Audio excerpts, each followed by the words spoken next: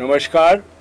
Braj vision के नए episode में आज हम चर्चा करेंगे श्री आशीष शुक्ला से, जो यंग डायनामिक पर्सनालिटी हैं और बहुत मेजर कैंपेन से साथ अटैच्ड हैं, जो स्टॉप एसिड अटैक का जो मेजर कैंपेन है। और आगरा में एक बहुत बड़ा कैफ़े भी रन करते हैं, शिरोज़ हैंगआउट, जो कि एसिड अटैक सर्वाइवर्स करती है। तो आशीष जी, आपका स्वागत है इस प्रोग्राम में। मैं आपसे जानना चाहूँगा अपने दर्शकों के लिए कि आप उन्नाव से आते हैं, तो आपकी जो जर्नी उन्नाव से लेकर जब तक आपने जर्नलिज्म किया, उसके बारे में थोड़ा बताएं। जी बिल्कुल। मैं जैसे सभी सामान्य विद्यार्थी होता है, मैं हिंदी मीडियम सरस्वती विद्या मंदिर से पढ़ा हूँ, उन्नाव से। तो बचपन से मुझे कुछ ऐसा नहीं था कि मुझे कुछ करना था या मैं बहुत कुछ प्राप्त कर लेना चाहता था। मुझे जैसे कि मैथ्स, फिजिक्स, केमिस्ट्री जब मेरा हाई स्कूल हो गया तो पीछा छुड़ाना चाहता हाँ, मैं पीछा छुड़ाना चाह रहा था। तो पता नहीं मुझे क्यों उतना इंटरेस्ट नहीं आता था उन सब्जेक्टों में, पता नहीं। सब मेरे दोस्तों का था, मेरे जो क्लोज फ्रेंड थे वो मैथ्स और फिजिक्स केमिस्ट्री में सब बेहतरीन थे और वो अच्छा कर रहे थे। पता नहीं मेरा क्यों उतना जुड़ाव नहीं रहा, या कह लें कि जो अध्यापक थे उनका देखने का नज़रिया, कभी कभी कोई विद्यार्थी कमज़ोर होता है तो अध्यापक का ट्रीटमेंट अलग होता है।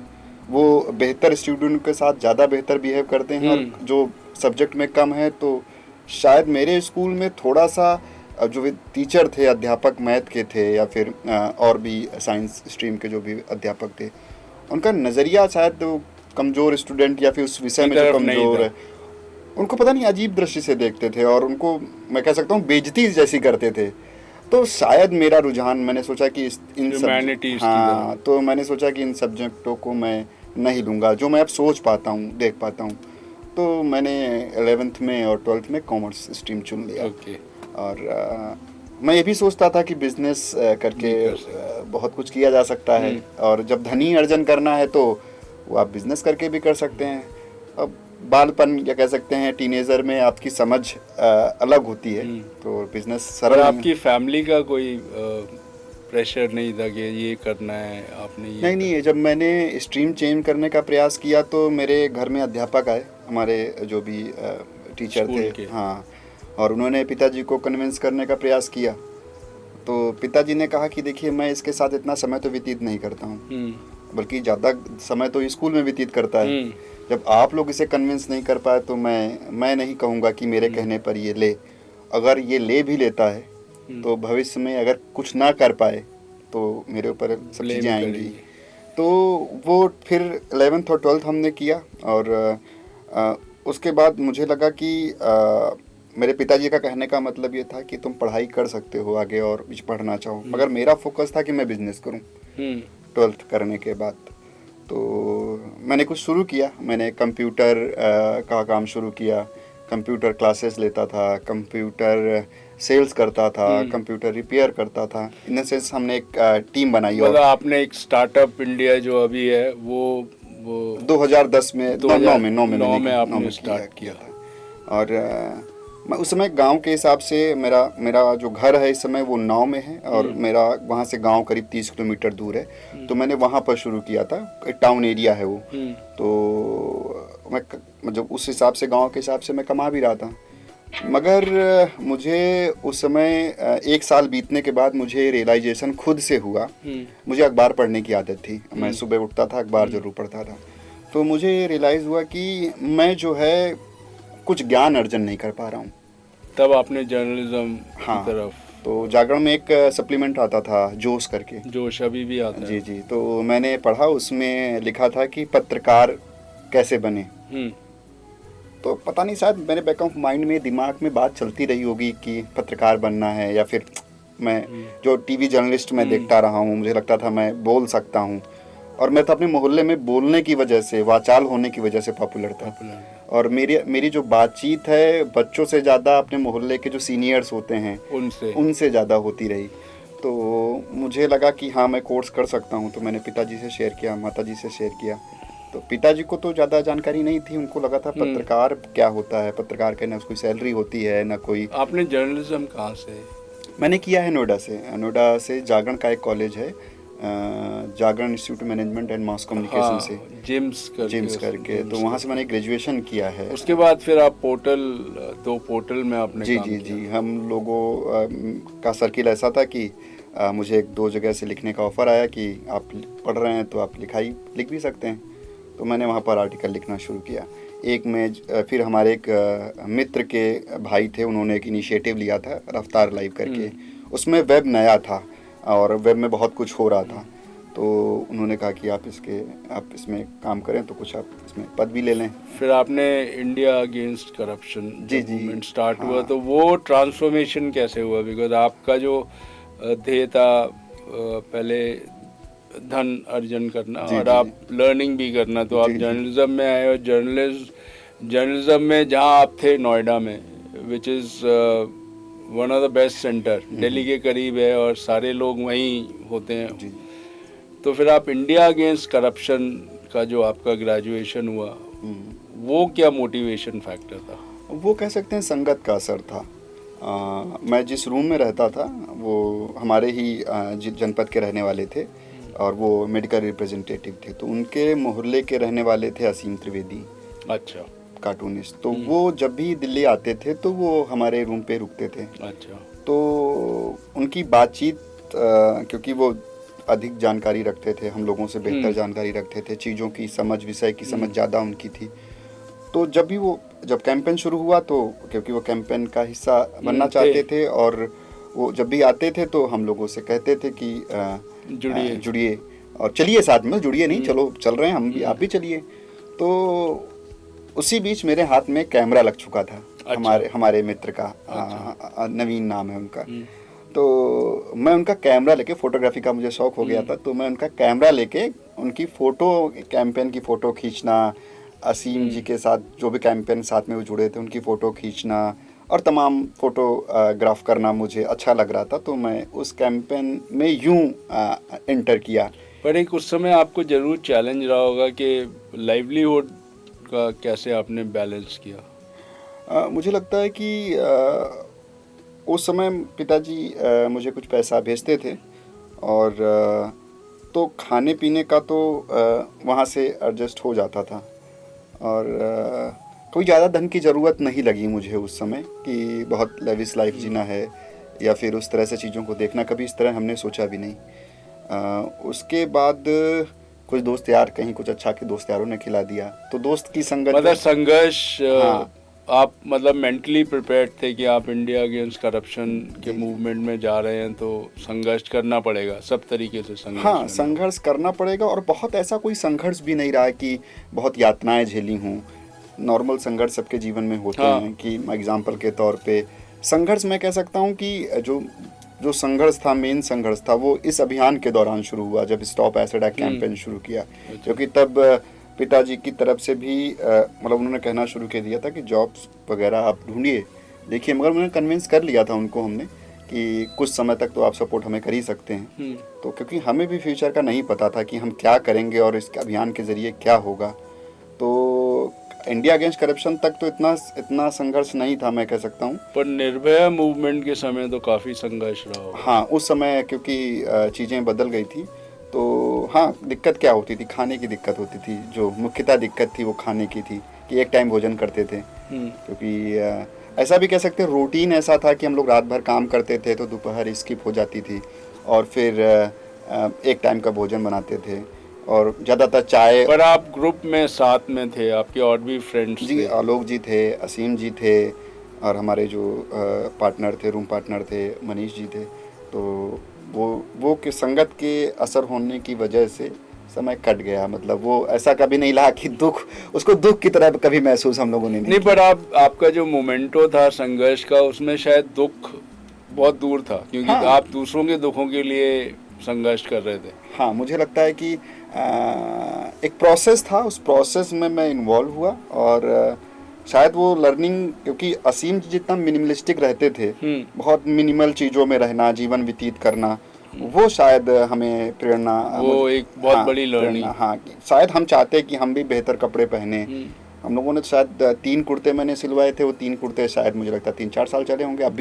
अभी रिसेंटली मुझे वो कुर्ता मिला तो मैंने प्रेस करवा के उसे अलमारी में रखा। मैंने कहा जिससे मेरी बहुत यादें जुड़ी हुई हैं। तो कहने का मतलब है कि इतनी डिमांडिंग चीज़ें नहीं थी, और दाढ़ी बाल बढ़ रहे थे, ना दे शेविंग करानी थी ना बाल कटाने थे, तो ऐसी चीज़ें थी। भोजन के लिए भी कोई ज़्यादा लालसा नहीं थी। कभी एक वीक में हम लोग सप्ताह में एक दिन प्लान होता था आज मन का खाना खाएंगे, तो क्या खाया जाए डिसाइड होता था किसके क्या मन का है, तो लास्ट में फाइनल होता था कढ़ाई पनीर खा लिया जाए। अच्छा, नहीं दिल्ली में तो बहुत सारी जगह भी हैं जहाँ आप जैसे संघर्षशील लोगों को सपोर्ट करते हैं वो लोग। हाँ, मगर जैसे लोधी कॉलोनी है, या अगर आप मंडी हाउस में चले जाएं तो वहाँ भी बहुत सारे। हम लोग लक्ष्मी नगर रहते थे।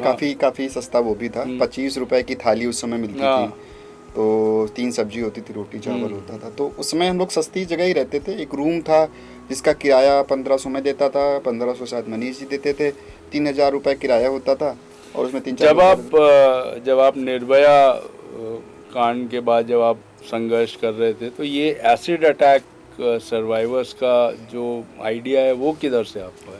वो आइडिया ऐसे था कि आलोक जी जो फाउंडर हैं इस फाउंडेशन, हाँ, स्टॉप एसिड अटैक कैंपेन के, तो वो लंबे समय तक इस इशू पे लिख रहे थे। अच्छा, और वो भी पत्रकार? जी, पत्रकार हैं। वो जागरण में थे, लास्ट उन्होंने जागरण में कानपुर में थे, iNext में। तो उन्होंने अब तहलका वगैरह में भी लिखा था एसिड अटैक इशू पर। तो कुछ प्रभाव नहीं हुआ कि उसका कोई इम्पैक्ट बना हो, कि कोई कानून आ गया हो, या फिर सर्वाइवर्स कोई मदद की गई हो, सरकार की तरफ से कोई इनिशिएटिव लिया गया हो, या सिविल सोसाइटी के लोग निकल के आए हों। तो जब निर्भया मूवमेंट हुआ तो उनके दिमाग में ख्याल आया, वो शायद लंबे समय तक इस विषय पे सोच रहे थे, और तो उन्होंने शेयर किया, क्योंकि इसके पहले हम आलोक जी काम कर चुके थे। कानपुर में एक प्रोजेक्ट हम लोग कर रहे थे। अच्छा, तो आलोक जी आप का जानते थे पहले? हाँ, हम लोग जानते थे। आलोक, असीम जी और आलोक जी बहुत क्लोज फ्रेंड हैं। तो फिर आलोक जी भी नौकरी छोड़ के आ गए थे। अच्छा, कानपुर से वो भी दिल्ली आ गए थे। तो उन्होंने कहा आशीष, हम लोग 3-4 लोग थे, कि हम चलो डिस्कस हुआ कि यार एक सोचते हैं कैंपेन किया जाए और इस विषय पे बात की जाए। और उस समय कोई किसी को आइडिया नहीं था कि क्या होगा, इसका भविष्य क्या होगा, इससे क्या चीज़ें निकल के आएंगी, क्या होंगी। बस ये था उस समय जो आलोक जी ने कहा था कि हम लोग, क्योंकि एसिड अटैक का कोई डॉक्यूमेंटेशन नहीं था, हाँ, तो ये आइडिया भी नहीं था कि एसिड अटैक के कितने केसेस देश भर में हैं। उन्होंने कहा था ज़्यादा 20, 50, 60 केस होंगे, हम लोग उनका रीच आउट करेंगे और एक रिपोर्ट बना के हम लोग अथॉरिटी को देंगे, गवर्नमेंट अथॉरिटी को, कि भाई इन लोगों की मदद कर दी जाए और इनको रिहेबिलिटेट कर दिया जाए और हमारा काम। पर आपको लगा नहीं कि ये बहुत स्पेसिफिक कैंपेन था? नहीं, स्पेसिफिक कैंपेन तो लगा कि वो एक कैंपेन है, प्रमुख कैंपेन है, मगर ये आइडिया नहीं था कि चैलेंजेस कितने ज़्यादा हैं, किस तरह के बर्न हैं, एसिड में कितना बर्न होता है। क्योंकि हम शायद 1-2 सर्वाइवर से शुरुआत में मिले थे, आलोक जी भी शुरुआत में 1-2 सर्वाइवर से मिले थे। तो 1-2 सर्वाइवर से मिलने से, एसिड अटैक सर्वाइवर से मिलने से आपको आइडिया उतना नहीं होता है, ना ही रीज़न पता चलते हैं कि सब आप केसेस में देखेंगे अलग अलग कारण हैं। हाँ, अलग अलग बहुत ही क्लोज, अलग अलग परिस्थितियाँ जी, अलग अलग है। तो उसमें बर्न अलग है और उसमें डिसेबिलिटी जो है वो अलग अलग तरह से है। तो वो कैंपेन जब 2013 में शुरू हुआ तो हमारे पास तो कुछ भी नहीं था। तो ये सोचा गया कि कैंपेन कैसे शुरू होगा भाई। भाई इसके ये बहुत इंटरेस्टिंग है कि आप कैंपेन। तो हम लोगों ने सोचा कि कैसे शुरू किया जाए। तो आलोक जी ने कहा कि यार फेसबुक पे पेज बनाते हैं। पेज बन गया, तो पेज पहले बना हुआ था। तो फिर हम लोगों ने लिखा कि हम ये करना चाहते हैं और हमें इन चीज़ों की ज़रूरत है, कि लॉन्च करने के लिए एक हॉल की ज़रूरत है, एक मॉडरेटर की ज़रूरत है, या फिर एक कुछ गेस्ट की ज़रूरत है, रिफ्रेशमेंट की ज़रूरत है। वो तमाम लिस्ट हमने बनाई और फेसबुक पे हम लोगों ने डाली। तो किसी ने एक लेखिका हैं, बड़ी पॉपुलर, बड़ी रिनॉन्ड, बड़ी प्रतिष्ठित लेखिका हैं, तो उन्होंने हिंदी भवन बुक कराया, अपने प्रकाशक से बोला कि हिंदी भवन बुक कर दीजिए। तो हिंदी भवन ITO में बुक हुआ। किसी ने रिफ्रेशमेंट का अरेंजमेंट कर दिया। एक सीनियर जर्नलिस्ट हैं, उन्होंने कुछ पैसे दिए हम लोगों को। हम लोग तो मना कर रहे थे, आदर्शवाद वाली स्थिति से निकले थे और आदर्शवाद को बहुत आइडियलाइज करते थे, बहुत चीज़ों को। तो उस समय हम उम्मीद नहीं कर रहे थे वो महिलाएं जो स्त्री विमर्श पे लिख रही थी, लेखिकाएं, और पत्रकार लोग, वो वहाँ मौजूद थे। और सब ने किसी ना किसी तरह से कंट्रीब्यूशन किया और इवन हम वहाँ पर 3 सर्वाइवर्स शायद दिल्ली में रहने के कारण आपने जो कैंपेन स्टार्ट किया तो इसको बहुत ज़्यादा सपोर्ट मिला। शायद ये कारण बिल्कुल है, बिल्कुल एक कारण है क्योंकि हम शायद उन्नाव में करते तो कौन आता और कौन इस पे चर्चा करता, ये एक चर्चा का विषय जरूर है, मगर दिल्ली में होने की वजह से इसका ज़रूर प्रभाव दिखा। और जो लोग इस विषय पे सोच रहे थे या लिख रहे थे या उनको लगा कि इस मुद्दे पे बातचीत होनी चाहिए, वो लोग आ गए, वो लोग वहाँ मौजूद थे और बड़े लोग मौजूद थे जो अपने क्षेत्र के वो महारथी कह सकते हैं एक प्रकार से थे वो। तो वो आए और उन्होंने अपने विचार रखे और हम 1, 2, 3 सर्वाइवर्स को ही जानते थे और उस दिन 5-6 सर्वाइवर्स उस इवेंट में भी मौजूद थी। मतलब उस इवेंट का या फिर उस कैंपेन लॉन्च का इतना इम्पैक्ट था कि वो उन बेनिफिशरी तक पहुंचा जिनके लिए शुरू किया गया था, और वो तमाम वक्ता जो लिख रहे थे स्त्री विमर्श पे और इसे संवेदनशील विषय समझ रहे थे, वो लोग वहाँ मौजूद थे। तो इससे क्या हुआ कि हमारे ऊपर जिम्मेदारी आ पड़ी। हमने तो एक प्रयास किया था कि इस पे बातचीत करेंगे, हमें नहीं पता था कि कितना इसका औरा होगा, ये कितना आगे तक जाएगा, कितना विशाल होगा, मगर उस दिन उस इवेंट ने हमारी रिस्पॉन्सिबिलिटी तय कर दी कि अब इस अभियान को आगे ले जाना है और इसको पुरजोर तरीके से, इम्पैक्टफुल तरीके से। आपको 1 साल लगा फाउंडेशन को रजिस्टर कराने में? बिल्कुल बिल्कुल, क्योंकि हमें फाउंडेशन नहीं बनाना था। पहले तो हम ये सोचते ही नहीं थे कि हम एनजीओ बनाएंगे, नॉन प्रॉफिट ऑर्गेनाइजेशन तैयार करेंगे। हमारा फोकस ये था कि हम सरकार से कहें, जो भी रिलेटेड डिपार्टमेंट हैं उनसे हम बात करें। ये आइडिया आपको कब आया कि आप फाउंडेशन बनाएं और इंडिपेंडेंट अपनी एक्टिविटी करें जिससे कि जो एसिड अटैक सर्वाइवर्स हैं उनको आप एम्प्लॉयमेंट या रिहैबिलिटेशन आप? ये शायद हमको लगता है उनसे बात करते हुए, मिलते हुए, रीच आउट करते हुए ये बात कहीं ना कहीं जहन में बैठ गई थी कि ऐसे तो इनकी लड़ाई नहीं जीती जा सकती। और अगर हम अभियान करते करते कुछ बदलाव ला भी दें कानूनी तौर पर, जैसा कि 2013 में हुआ ही, ये रिकॉग्नाइज क्राइम हुआ आईपीसी में, और उसके बाद सुप्रीम कोर्ट ने जुलाई में वर्डिक्ट किया, उसमें डायरेक्शन दिया बल्कि, तो वो तो सब हो गया था, मगर उनकी ज़िंदगी में कोई बदलाव नहीं दिख रहा था। उनकी लाइफ जो है ना डिपेंडेंट ही थी, वो चेहरा ढक के ही चल रही थी, उनको उम्मीद नहीं दिख रही थी, ना उनके परिवार को ना उनको। तो शायद डिस्कशन हुआ, क्योंकि जब कोई इस तरह का प्रोजेक्ट शुरू करते हैं, अगर शीरोज़ हैंगआउट का ही नाम लें, तो इसमें बहुत सारे जवाबदेही बनती है कि फंडिंग कहाँ से आ रही है, कौन कर रहा है, तो उसको डॉक्यूमेंट करना पड़ता है। तो इसके लिए हम लोगों ने सोचा अगर एक व्यवस्थित क्रम में करना है और इसको एक चैनलाइज करके करना है, तो हम लोगों को एक फाउंडेशन बनना पड़ेगा और इसकी रिस्पॉन्सिबिलिटी तय करनी पड़ेगी। पर आपने आगरा क्यों चुना? आगरा इसलिए चुना कि शुरुआत में हमें जो सर्वाइवर मिले जिनको ज़्यादा नीड थी, वो शायद आगरा का थी, गीता नीतू, अगर मैं नाम लूँ उनका तो। और शायद एक बात ये भी थी, ताजमहल था, ताजमहल जहाँ सुंदरता का प्रतीक है, एक देश में इस तरह की खूबसूरत इमारतें भी बनी हुई हैं। एसिड अटैक सर्वाइवर्स के लिए एक बड़ा संबल देगा कि अगर उनका कोई एक्टिविटी हो रही है, सिटी ऑफ ताज जिसको लव बोलते हैं। बहुत अच्छा आपने किया। पर आप अभी जब आपने इतना कैंपेन, और 2 चीज़ों का मैं आइडेंटिफाई करूँगा, एक तो छपाक जो फिल्म आपके मूवमेंट पर बनी, वो कैसे संभव हुआ? हाँ, ये तो मेघना जी ज़्यादा बेहतर बता सकती हैं। अच्छी बात ये थी कि बॉलीवुड ने इस तरह के मुद्दे को चुना, बल्कि मेघना जी ने इस तरह के मुद्दे को छुआ और उस पर एक फ़िल्म बनाई। उस पर उन्होंने प्रयास किया कि जो मेन स्ट्रीम के लोग हैं, जो फिल्में देखते हैं, जो जाते हैं सिनेमा देखते हैं, और सिनेमा का बहुत प्रभाव है हमारे समाज में। सही बात। तो मैं तो कहूँगा एक बड़ी बात थी इस मुद्दे को छूना। आप लोगों को क्या उन्होंने डायरेक्टली अप्रोच किया या? जी, डायरेक्टली अप्रोच किया था। आलोक जी को उन्होंने फ़ोन किया, मेल किया, कई बार उन्होंने बातचीत की, स्टोरी को समझा, जाना, चैलेंजेस समझे, कई बार उन्होंने विजिट किया सेंटर में हमारे, हम लोग कई बार उनसे मिलने गए। आगरा मतलब वो कई बार आए? आगरा नहीं आई, नोएडा आई हैं। और नोएडा का पहले खुला है? और नोएडा में हमारा सेंटर है, अच्छा, होम करके। अच्छा, तो वो सेंटर पे सर्वाइवर्स थे तो उनसे मिलने आई। और तब आप वो सेंटर पे क्या करते थे? सेंटर पर भी हमारा है। सेंटर का मोटिव ये है कि जो लड़कियां ट्रीटमेंट के लिए आती हैं या कोई ट्रेनिंग के लिए आती हैं, तो वो वहाँ स्टे करती हैं, रहती हैं। अच्छा, आपने रहने का भी पूरा इंतजाम है? तो फिर ये छपाक, फिर आप दीपिका पादुकोण भी आई आपसे? जी, हमारे लखनऊ वाले कैफ़े में दीपिका जी भी आई। और मतलब फिल्म बन रही थी या फिल्म बनाने से पहले आई फिल्म या? बनाने से पहले, उनका जन्मदिन शायद फिल्म बनाने से पहले ही पड़ा था। हाँ। तो तब वो उनके अपने हस्बैंड रणवीर के साथ और जन्मदिन उन्होंने लखनऊ कैफ़े में मनाया अपना। और एक दूसरा अचीवमेंट आपके साथ है कि जो उस समय के मुख्यमंत्री थे, जी जी, अखिलेश जी यादव, जी जी जी, उन्होंने बहुत आपको सपोर्ट किया। वो कई बार आए भी आपके कैफ़े में, और उसके बारे में थोड़ा बताइए। जी मतलब इस तरह का जब कोई सपोर्ट मिलता है तो जो अभियान कर रहा होता है या इस विषय पे बात कर रहा होता है उसको बहुत संबल मिलता है कि प्रदेश का मुखिया जब इस तरह के इनिशिएटिव को अप्रिशिएट करता है और वो कहता है कि वो क्या कर सकता है, और वो चाहता है कि इस तरह की इनिशिएटिव और भी लिए जाएं और ज़्यादा महिलाओं को लाभ मिल सके जो इस तरह की घटनाओं से सफ़र कर रही हैं।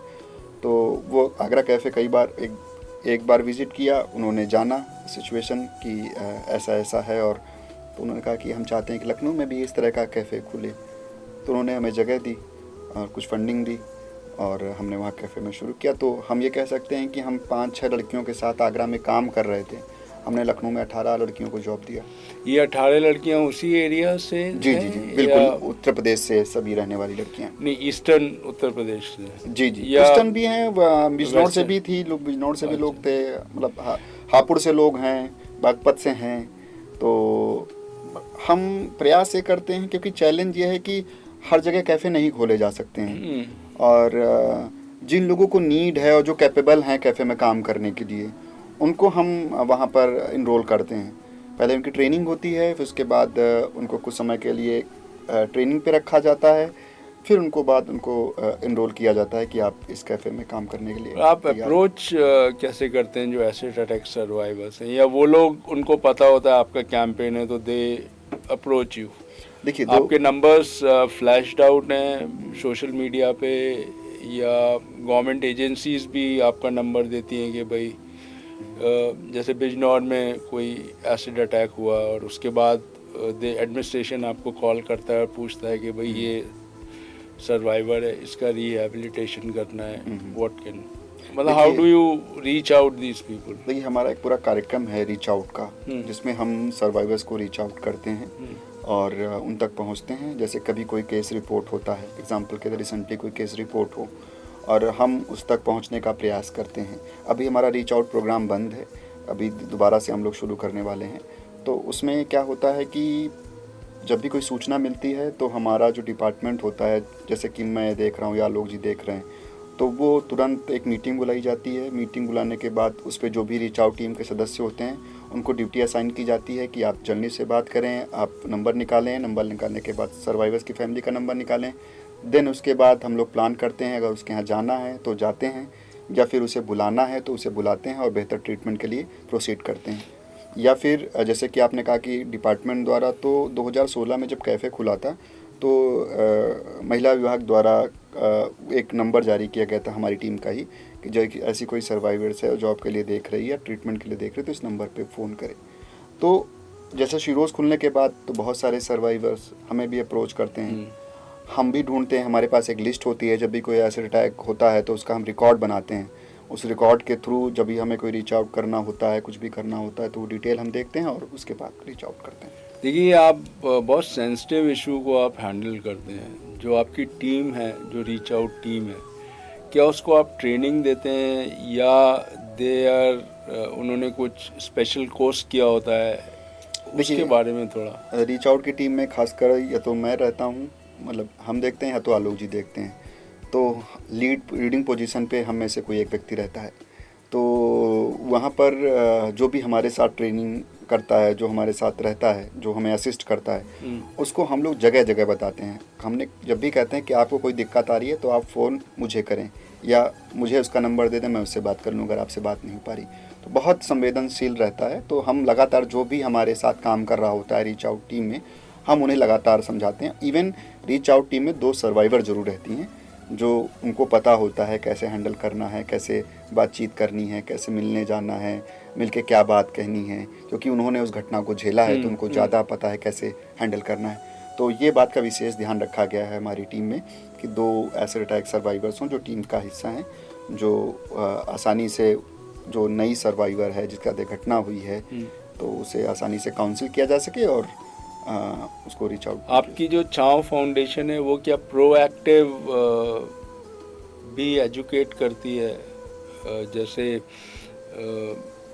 मतलब ये कहना तो बड़ा मुश्किल है कि एसिड अटैक किसके ऊपर होगा, क्या होगा, लेकिन सम डूज एंड डोंट्स अगर एसिड अटैक हो जाता है तो बेसिक जानकारी है कि वैसे नॉर्मल जब भी कोई लड़की के साथ कोई घटना होती है, हरासमेंट होता है या फिर कोई भी थ्रेड मिलता है या किसी भी तरह की चीज़ होती है, तो उसमें सबसे पहला तो हम फोकस करते हैं कि आप डायलॉग करिए।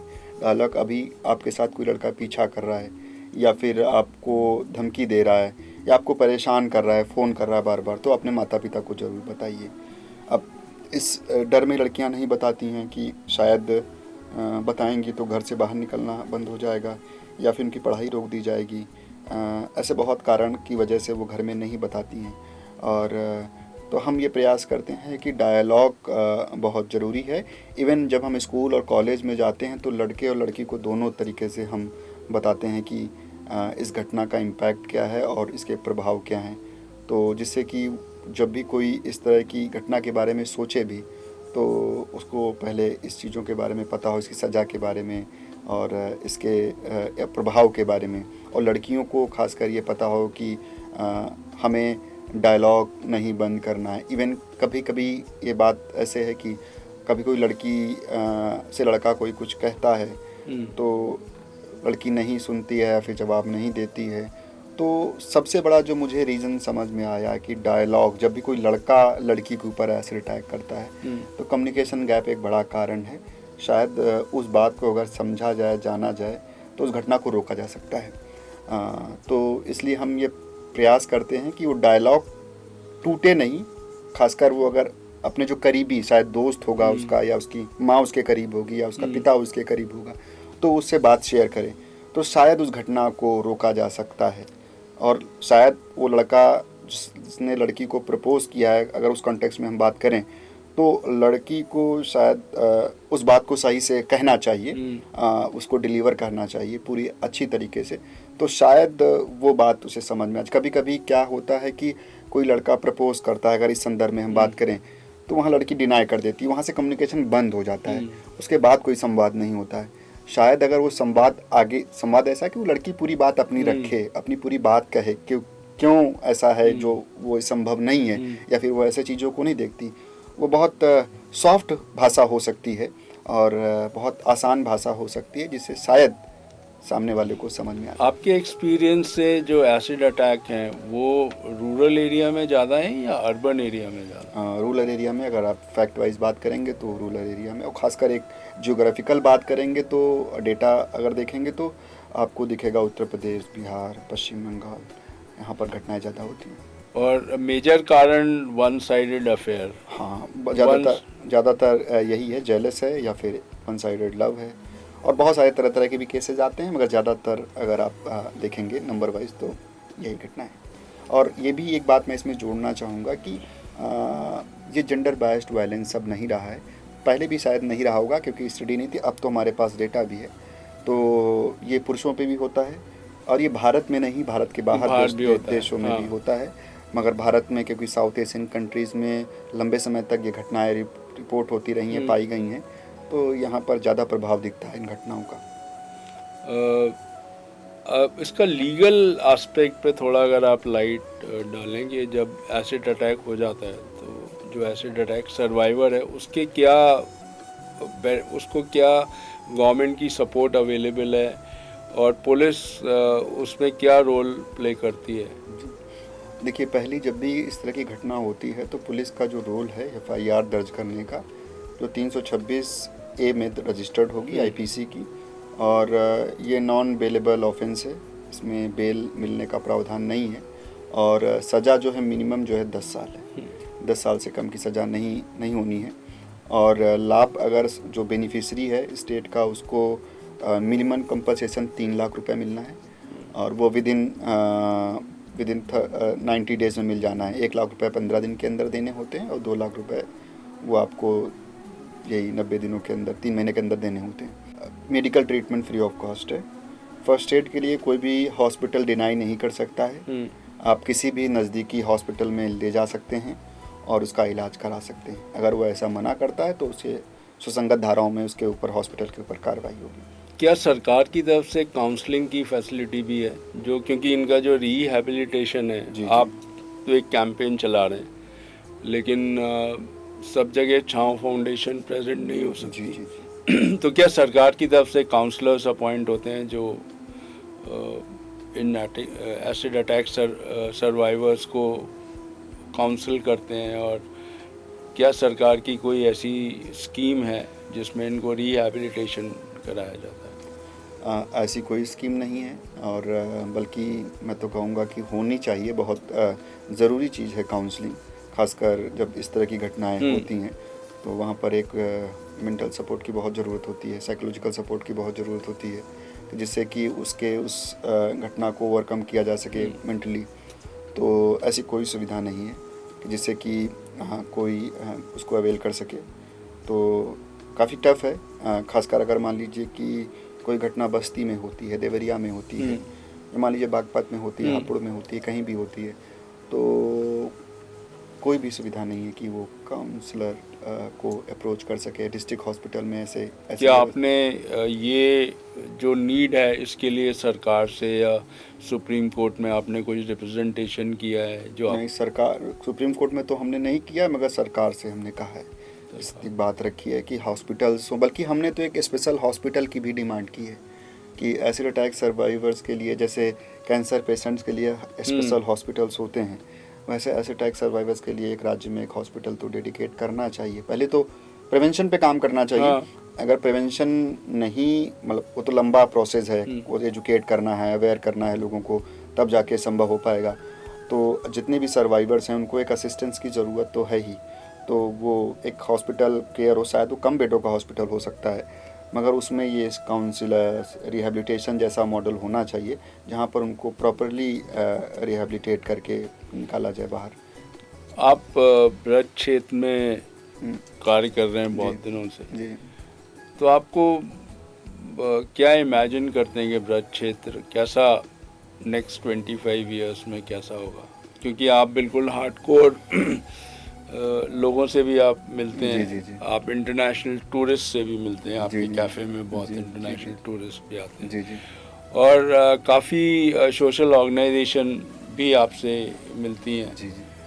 तो आप क्या इमेजिन करते हैं कि हाउ दिस ब्रज क्षेत्र को हम क्या कंट्रीब्यूट करके कैसे डेवलप कर सकते हैं? देखिए, ब्रज क्षेत्र में तो अपार संभावना है। अगर उत्तर प्रदेश का, अगर मैं कहूँ कि इस क्षेत्र को डेवलप कर दिया जाए टूरिस्ट पॉइंट ऑफ व्यू से अगर देखें, तो पहली बात तो आप ब्रज क्षेत्र में पूरा आ जाता है, चाहे वो मथुरा हो, चाहे वो अलीगढ़ हो, तो टूरिस्ट बहुत है, मगर उसको एक तरीके से, जैसे राजस्थान अपने आप में उसके लिए पॉपुलर है, टूरिज्म फ्रेंडली है, पॉपुलर है, तो मुझे लगता है कि वो करना बहुत ज़रूरी है कि जिससे टूरिस्ट रुक सके। जैसे मान लीजिए, मैं जो अपने अनुभव से कह पा रहा हूँ कि यहाँ टूरिस्ट एक दिन रुकता है केवल आगरा में, ताजमहल देखता है, चला जाता है, जो भी एक दो मोनूमेंट और भी हैं जिनको देख के चला जाता है। तो और कैसे टूरिस्ट रुके यहाँ पर, तो उस पे काम किया जाना चाहिए। कल्चरल एक्टिविटी बढ़ानी चाहिए, ब्रज के कल्चर को प्रमोट करना चाहिए, जिससे कि लोगों को वो फील आ सके, देशज जैसा वो महसूस करके जा सकें कि आगरा में ताजमहल सब कुछ नहीं है, मुझे लगता है, और भी यहाँ की जो खाने पीने का कल्चर है। लेकिन आपका कैफ़े मेजॉरिटी ऑफ जो ग्रुप्स आते हैं उनकी आइटनरी में होता है कि एक मील उन्होंने एसिड अटैक सर्वाइवर्स के साथ करना है। हाँ। ये बहुत अच्छी बात है, मतलब इट्स अ ग्रेट अचीवमेंट। जी, मतलब अच्छी बात है। जितनी भी हमें ट्रैवल कंपनियां हमारे साथ जुड़ी हुई हैं, उन्होंने अपनी आइटनरी में मेंशन किया है, और इससे हमें काफ़ी सपोर्ट भी मिलता है। क्योंकि हम अगर नोएडा कैफ़े और लखनऊ कैफ़े को हटा दें तो हमारा जो आगरा वाला कैफ़े है, ये जो टूरिस्ट बेस है, तो इसकी वजह से आपके यहाँ सबसे इंटरेस्टिंग चीज़ है, कोई रेट लिस्ट नहीं है, खाली मेन्यू। ये हम लोगों ने 2014 में सोचा था, जब ये हम प्रयोग कर रहे थे, तो एक प्रयोग हम लोगों ने ये भी किया था कि पे एज यू विश करें। उसमें तो थॉट ऐसा था कि जो कैफ़े जो होते हैं, जो हमने देखे हैं बचपन से या सुने हैं, तो बहुत हाई क्लास होता है कि वहाँ पर कोई कॉफ़ी पीने जाएगा तो मान लीजिए 200-250 रुपये के आसपास का बिल बनता है। तो हम ये चाहते थे क्योंकि हमें इस कैफ़े के माध्यम से लोगों को एजुकेट भी करना था, लोगों को अवेयर भी करना था। तो हम चाहते थे 20 रुपये की चाय पीने वाला भी व्यक्ति आ सकता है और 100 रुपये वाला भी आ सकता है, 200 वाला भी आ सकता है। तो वो एक सोच के हम लोगों ने किया था, मगर लोगों ने इसको अप्रिशिएट भी किया, लोगों ने इसके बारे में बात भी की, तो शायद इसकी वजह से भी बज़ बना और लोग इसलिए भी आए। आशीष जी, आप खुद युवा हैं और आपने बहुत संघर्ष किया है और बहुत इम्पोर्टेंट मूवमेंट्स के साथ आप जुड़े हुए हैं, तो वो युवा को आप क्या, आज के युवा को क्या मैसेज देना चाहेंगे जो आपके समकक्ष भी हो सकते हैं और आपके जूनियर भी हो सकते हैं? मुझे लगता है कि पहले बात अपने आप को टटोलना चाहिए। किसी भी व्यक्ति को किसी भी प्रवाह में नहीं भागना चाहिए, क्योंकि आपको जब अपनी दिशा नहीं पता है, ज़रूरी नहीं कि आप उस दिशा को चुनें तो बहुत कुछ अर्जन कर लें। आप करना क्या चाहते हैं पहले आपको ये पता होना चाहिए कि नहीं, आप क्रिकेटर बनना चाहते हैं तो आप क्रिकेट की तरफ रुझान करें, आपको लगता है कि आप संगीत में रुचि है तो आप संगीत की तरफ, जो रुचि रखते हैं उसको ज़रूर करें, नहीं तो आप व्यथित बहुत रहेंगे। तो मुझे लगता है कि आप सबसे ज़रूरी जो आज के दौर की मुझे चीज़ लगती है, जो हम मिस करते हैं, जो खासकर मोबाइल आने की वजह से हमें नहीं पता होता हम कर क्या रहे हैं, हम ट्रेंड हो रही चीज़ों की तरफ भगते हैं। तो सबसे पहले तो व्यक्ति को अपने आप को तलाशना चाहिए। हमारे जो साथी हैं जो हमें सुन रहे हैं या फिर हमें देख रहे हैं, तो उन्हें सबसे पहले तो अपने आप को तलाशना होगा, खोजना होगा। समय लग सकता है, तुरंत से नहीं मिलता है, आपको 1 साल या 2 साल का समय लग सकता है अपने आप को खोज। आपके साथ जब चर्चा हुई तो आपने इसका एक्सपीरियंस भी बताया कि आप हाँ, तो प्रोसेस में जाना पड़ेगा, मतलब रोटी एकदम से नहीं बन जाती। पहले आटा आता है, फिर गेहूँ होता है, फिर आटा पीसा जाता है, फिर उसके बाद फिर उसको पानी दिया जाता है, फिर उसको बनाया जाता है, फिर कैसी रोटी बनानी है उस हिसाब से उसमें पानी मिलाया जाता है, फिर तवे पे जाके फिर रोटी बनती है। तो फिर वही है कि जीवन में पहले गेहूँ उगाना पड़ेगा, फिर उसके बाद उस प्रोसेस को देयर इज नो शॉर्ट। हाँ, बिल्कुल नहीं है। और अगर आप शांति चाहते हैं, आप अपने मन का काम करना चाहते हैं, तो ज़रूर आपको अपने आप को तलाशना होगा और कोई व्यक्ति आपको दूसरा रास्ता नहीं बता सकता। बहुत बहुत धन्यवाद आशीष जी, आपसे बहुत सुंदर चर्चा हुई।